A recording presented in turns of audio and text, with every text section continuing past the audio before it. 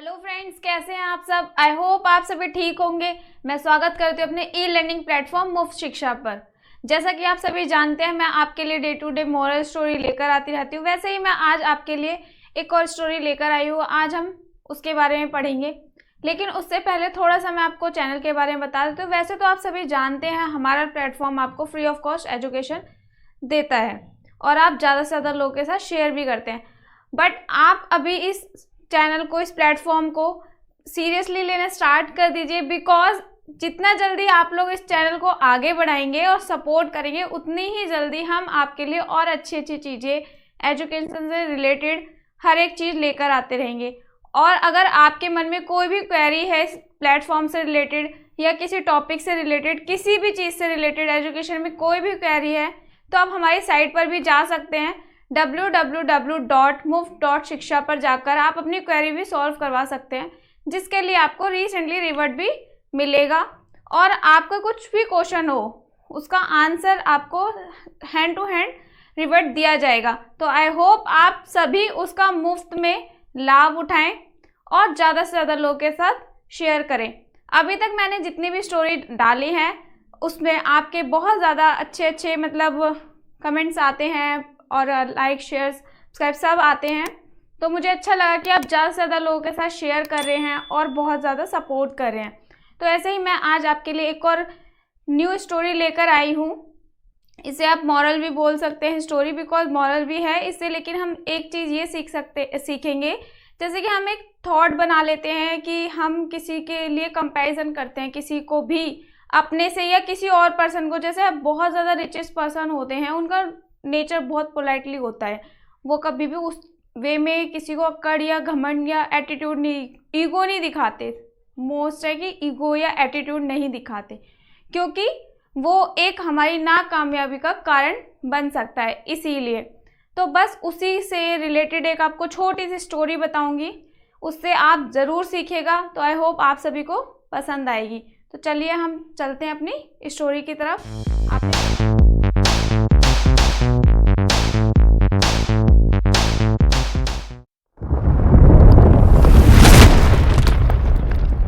आपने पीछे थंबनेल में देख लिया होगा,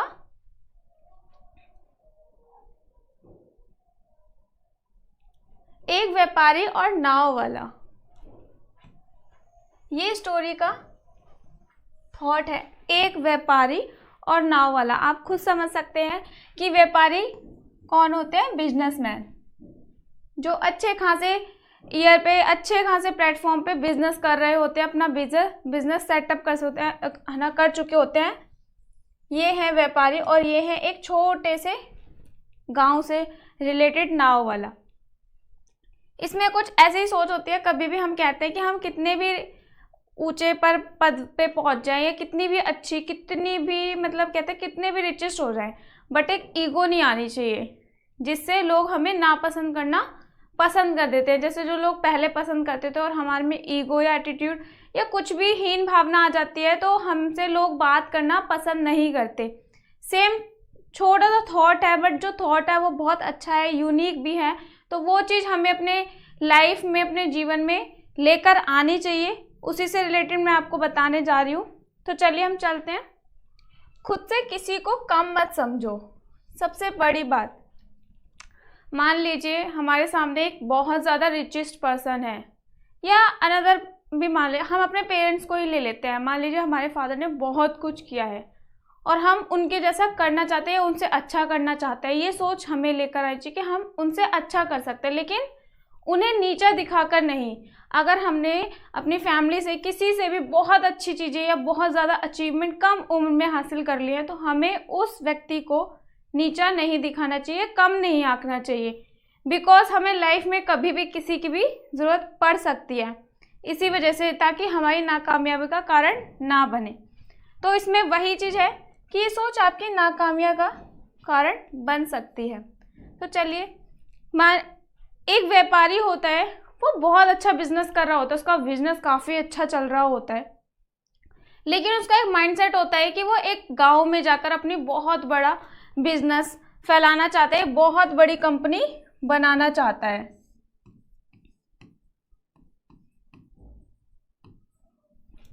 अपनी बहुत बड़ी फैक्ट्री बनाना चाहता है ताकि उसका बिजनेस ज़्यादा से ज़्यादा लोगों के साथ ज़्यादा से ज़्यादा जगह पे फैला, ज़्यादा से ज़्यादा देशों में फैले। ऐसे ही वो किसी एक छोटे से गांव में पहुंच जाता है, जहां पर पहुंचने के बाद वो बहुत गरीब देश होता है, बहुत गरीबी स्थिति की ना गांव होता है। वहां पर पहुंचने के बाद उसके पास दो रास्ते होते हैं गांव में जाने के लिए। उस गांव में जाने के लिए डायरेक्ट कोई भी रास्ता नहीं होता, तो उसके पास दो रास्ते होते हैं इस गांव तक पहुंचने के लिए। एक तो होता है नदी के पास, नदी से जाने का, और एक होता है घूम कर जाने का, जो 10 घंटे का रास्ता होता है उस गांव तक पहुंचने के लिए। तो वो टाइम की बचत करने, बिजनेसमैन है, टाइम की बचत जरूर पता होगी, तो टाइम मैनेजमेंट तो उन लोगों को बहुत अच्छे से आता ही है। तो टाइम बचाते हुए उसने नदी का रास्ता चुनता है जो 20 मिनट में उस गांव तक, उस जगह अपोजिट साइड पहुंचा सकता है, सिर्फ 20 मिनट में। तो वो 20 मिनट का रास्ता चुनता है 10 घंटे की जगह। 20 मिनट के रास्ते में वो उस छोटे से नदी, नाव वाले के पास नाव में बैठ जाता है। बहुत छोटी सी नाव होती है, दो साइड होते हैं, एक साइड वो खुद व्यापारी बैठा होता है और एक साइड नाव वाला बैठा होता है। थोड़ी समय तक 5 मिनट हो जाते हैं उसे बैठे हुए। फिर वो नाव वाले से बिजनेसमैन पूछता है, व्यापारी पूछता है, क्या तुम्हें पता है कि तुम्हारी नाव में आज कौन बैठा है? क्योंकि वो बहुत अच्छा बिजनेसमैन होता है, उसकी हर दूसरे तीसरे दिन अखबारों में फोटो छपती है। लेकिन वो ठहरा नाव वाला अनपढ़, विदाउट एजुकेटेड, अनएजुकेटेड पर्सन, जिसे कुछ पता ही नहीं था। सिर्फ उसे ये पता है कि मुझे नाव चलानी है, नाव इस पार से इंसान को उस पार ले जाना है, उस पार से इस पार आना है, बस उसे इतना ही पता था। तो वो बिजनेसमैन बोलता है उससे, क्या तुम्हें पता था कि तुम्हारी नाव में कौन बैठा है? उसने बड़े भोलेपन से आंसर देता है, नहीं साहब, मुझे कैसे पता होगा कि मेरी नाव में कौन बैठा है? नाव वाला बड़ा अचंभित हो जाता है, क्योंकि इतना रिचेस्ट पर्सन है, वो भी ऐसे व्यक्ति उसे जानता तक नहीं, उसे पहचानता तक नहीं। वो कहता है, क्या तुमने कभी अखबार पढ़ा है? अब आप सोच सकते हैं, एक अनएजुकेटेड पर्सन जिसने पढ़ाई भी नहीं कर रखी है, तो वो अखबार कैसे पढ़ सकता है? वो अखबार से तो उसका कुछ काम ही नहीं है, उसका लेना देना ही नहीं है। तो कहता है, नहीं साहब, मैंने तो बहुत छोटे से पढ़ाई छोड़ दी थी, क्योंकि मेरी पारिवारिक परिस्थितियां इतनी अच्छी नहीं थी कि मैं पढ़ाई कर सकूं, अपनी एजुकेशन कंटिन्यू रख सकूं, इसीलिए मुझे बहुत छोटे से काम में जाना पड़ा। ये बात सुनकर वो कहता है बिजनेसमैन उस नाव वाले का मजाक उड़ा के, ये कैसी जिंदगी है? तुम्हें पढ़ाई लिखाई नहीं करनी आती? ये कैसा जीवन है? तुम्हारा जीवन जीना व्यर्थ है, इसकी कोई वैल्यू नहीं है। बिजनेसमैन है, वो प्रैक्टिकली होके हमेशा सोचता है। तो इसीलिए उसका आंसर होता है कि ये ऐसी जीवन जीना या ऐसा जीवन होना कोई भी साकार नहीं है, ये व्यर्थ है, इसे तो जीने लायक ही नहीं है। थोड़ी देर बाद उसका बिजनेसमैन वाले का दोबारा पुटअप क्वेश्चन होता है कि क्या तुम्हें पता है कि जो ये जगह तुम्हें खाली दिखाई दे रही है, जो गांव के पास जगह तुम्हें खाली दिखाई दे रही है, थोड़े टाइम बाद यहाँ पर क्या होने वाला है? कुछ वक्त बाद तुम्हें यहाँ पर इस जगह पर क्या होने वाला है, क्या तुम्हें अंदाजा भी है? वो कहता है, नहीं, मुझे कैसे अंदाजा होगा, क्योंकि जब वो पढ़ा लिखा ही नहीं है, अनएजुकेटेड पर्सन है, तो उसे कैसे पता होगा कि क्या बढ़ोतरी हो रही है हमारे गांव में, या क्या फैसिलिटीज आने वाली हैं, या क्या चल रहा है। उसे तो सिर्फ अपने काम से मतलब होता है। कहते हैं नहीं। तो बिजनेसमैन कहने लग जाता है कि थोड़े टाइम बाद यहाँ पर तुम एक बहुत बड़ी कंपनी देखोगे, जहाँ पर मेरी फैक्ट्री बहुत बड़ी होगी, और उस फैक्ट्री में हम एक मिनरल वाटर का काम करेंगे। मिनरल वाटर आप सभी को जानते होंगे, जो हम लोग यूज करते हैं, मिनरल वाटर पानी खरीदते हैं, उसका काम करेंगे। लेकिन वो मिनरल वाटर का मतलब वो व्यापारी तो समझाता है, लेकिन वो नाव वाला नहीं समझ पाता, सिर्फ और सिर्फ अनएजुकेटेड होने के वजह से। कहता है, मुझे नहीं पता ये क्या चीज होती है। व्यापारी बहुत ज्यादा इरिटेट हो जाता है। फिर वो एक आसान भाषा में समझाता है कि हम एक मिनरल, वहाँ पर एक बॉटल बनेगी जिस पे हम पानी भरेंगे, जो शहरों में बिकता है तुम्हारे गांव में नहीं बिकता। वो जानकर शांत हो जाता है, वो कहता है ठीक है, नाव वाला कहने लगता है ठीक है, अच्छी बात है। फिर वो कहता है कि तुम कभी शहर गए हो क्या? नाव वाले से बिजनेसमैन पूछता है तुम कभी शहर गए हो? वो फिर अचानक अचंभित हो जाता है नाव वाला, कहता है नहीं साहब, मैं क्या करूंगा शहर जाके, मैं तो कभी इस गांव से बाहर ही नहीं गया। फिर बिजनेसमैन वाला बोलने लग जाता है कि तुम इस शहर से, इस गांव से बाहर नहीं गए हो, शहर कभी तुमने देखा नहीं है, शहर का मतलब नहीं समझते, ऐसी जिंदगी का क्या फायदा, ये तो व्यर्थ है, इसका कोई भी लाभ नहीं है। नाव वाला फिर हकीकत में सोचने लग जाता है, उसका थॉट माइंडसेट चेंज हो जाता है सडनली। चेंज इस प्रकार से, अगर हम किसी एक ही चीज़ को कंटिन्यू, कोई हमें बोलेगा कि तुम ये चीज़ नहीं कर सकते या तुम्हारा जीवन व्यर्थ है, जैसे आजकल बहुत सारी चीज़ें ऐसी होती हैं लाइफ में हर किसी के, या कोई भी टॉपिक ले लीजिए, कोई सब्जेक्ट ले लीजिए, अगर मान लीजिए मैथ मैक्सिमम लोगों को थोड़ा सा टफ लगता है, लेकिन पढ़ते हैं, आगे करते हैं, लेकिन अगर मान लीजिए कोई कह दे तुम मैथ कर ही नहीं सकते, तो क्या हमें उस चीज़ को मान लेना चाहिए? नहीं, उस चीज़ को नहीं मानना चाहिए।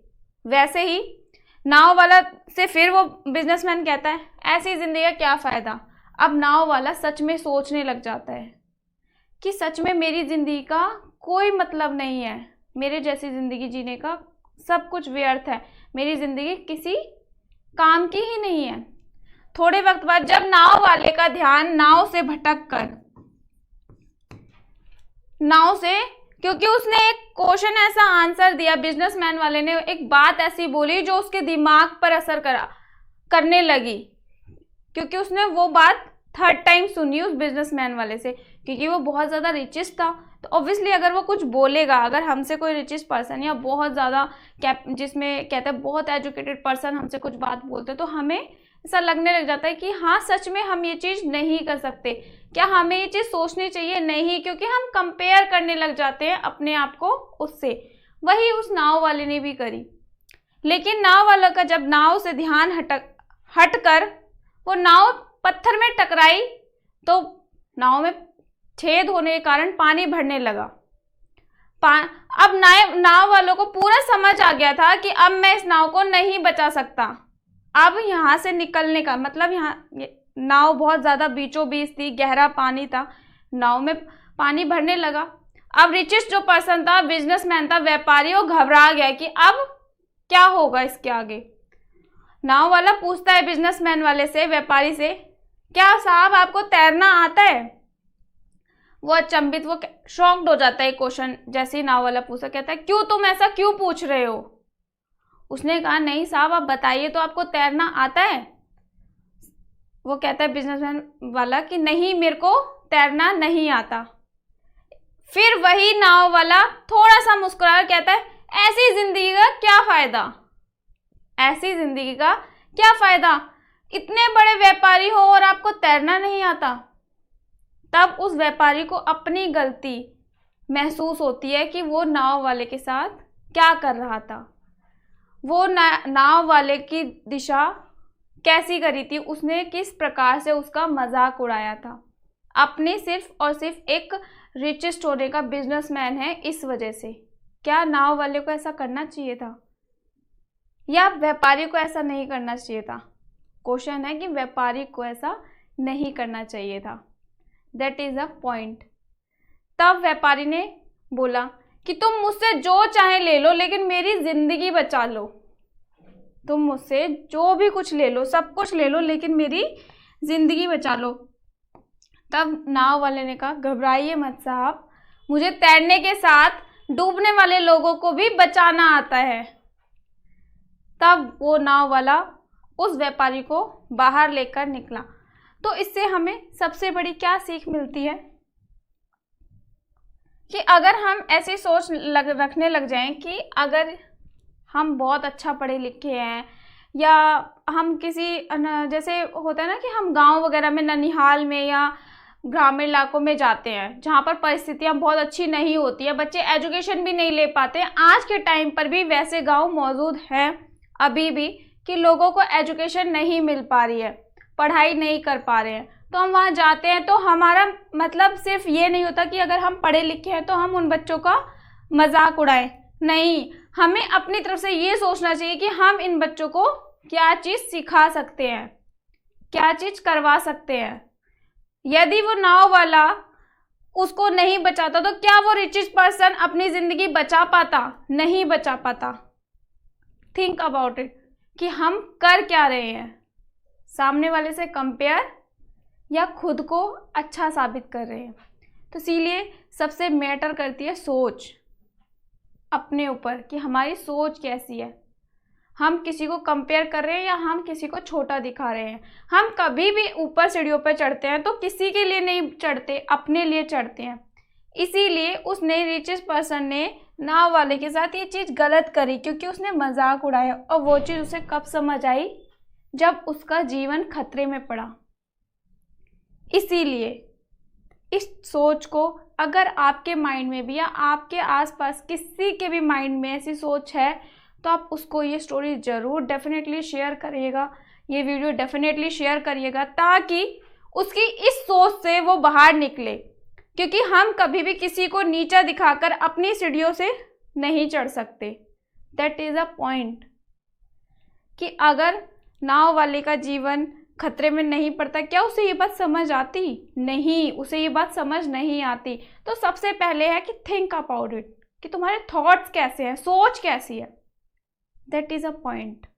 आई होप आप सभी को इस मीनिंग का मतलब समझ आया होगा और आपको ये स्टोरी अच्छी लगी होगी। और अगर आपके भी आसपास कुछ ऐसे पर्सन हैं जो कंपेयर करते हैं एक दूसरे को या कोई नीचा दिखाता है, तो उन्हें ये स्टोरी ज़रूर शेयर करिएगा और ज़्यादा से ज़्यादा लोगों के साथ शेयर करिएगा। क्योंकि हम अपने थॉट में, माइंडसेट में तो बहुत बड़े होते हैं, बट हमारी सोच बहुत छोटी होती है। हम दूसरों को बोल देते हैं ये अच्छा नहीं है या ये इसकी सोच अच्छी नहीं है। क्या हमने कभी ऐसा सोचा है कि हम अपनी सोच कैसी रखते हैं या हम अपनी सोच कैसे डेवलप कर सकते हैं? इसीलिए सोच को अच्छा रखिए। अगर आप ऐसा ही सोचेंगे कि खुद को मैं इसको कम बताकर खुद ऊंचाई पे चढ़ जाऊं, तो वो हमेशा आपकी नाकामयाबी का रास्ता ही बनेगा। आप नाकामयाब ही रहेंगे, आप आगे नहीं बढ़ सकते। इसीलिए सोच अच्छी रखिए और फोकस रखिए। That is the most important point. तो आई होप आप सभी को ये स्टोरी पसंद आई होगी और ज़्यादा से ज़्यादा लोगों के साथ शेयर करेंगे। अगर मेरी थोड़ी सी भी स्टोरी आपको पसंद आई हो तो शेयर, लाइक, शेयर, सब्सक्राइब ज़रूर करिएगा और कमेंट बॉक्स में कमेंट करके ज़रूर बताइएगा कि आपको स्टोरी कैसी लगी है। साथ ही आप हमारे चैनल से जुड़े रहिए। और आपके चैनल 5 चैनल हो चुके हैं, क्लास 9, 10th, 11th, 12th। तो आई होप आप सभी ने ज्वाइन कर लिया होगा, ताकि आने वाले हर वीडियोस किसी से भी मिस ना हो और आपका सिलेबस, आपके चैप्टर्स अच्छे से पर्टिकुलर 1 by 1 चल पाएँ हर एक सब्जेक्ट से related. Thank you so much.